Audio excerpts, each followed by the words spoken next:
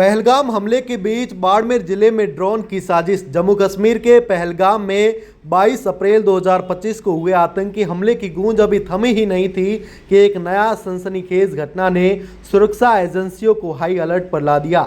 सेना के प्रतिबंधित क्षेत्र में बिना अनुमति ड्रोन उड़ाने के मामले में दिल्ली के 2 निवासियों और राजस्थान के बालोतरा के एक व्यक्ति को संयुक्त पूछताछ केंद्र JIC में गहन जांच के लिए लाया गया है।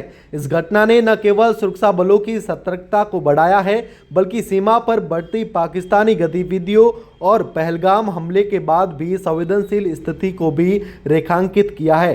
ड्रोन उड़ाने की साजिश और क्या है यह पूरा मामला?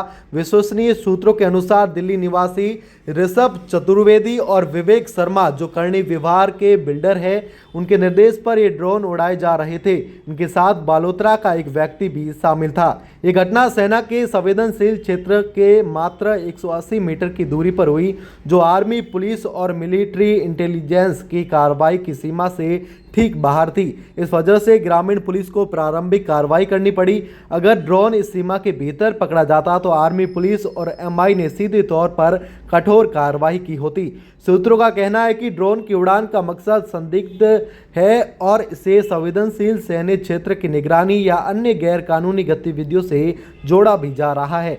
JIC में गुप्तचर एजेंसियों की संयुक्त पूछताछ के बाद इस मामले का पूरा सच सामने आने की उम्मीद भी है।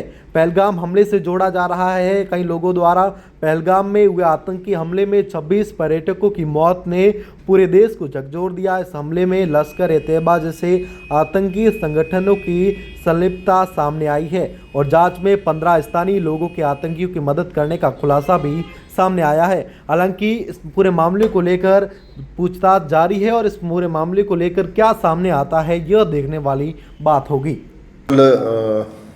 रात्रि में करणी विहार कॉलोनी में एक डिजिटल प्रमोशन हेतु जालिबा आर्मी एरिया के पास एक ड्रोन उड़ाया था, जिसमें 3 व्यक्ति, एक मंजूर गुल हक उर्फ रफ्तार जो बालोतरा का निवासी है, शुभम कुमार एवं कीर्तेश गुप्ता, ये दोनों दिल्ली के रहने वाले हैं।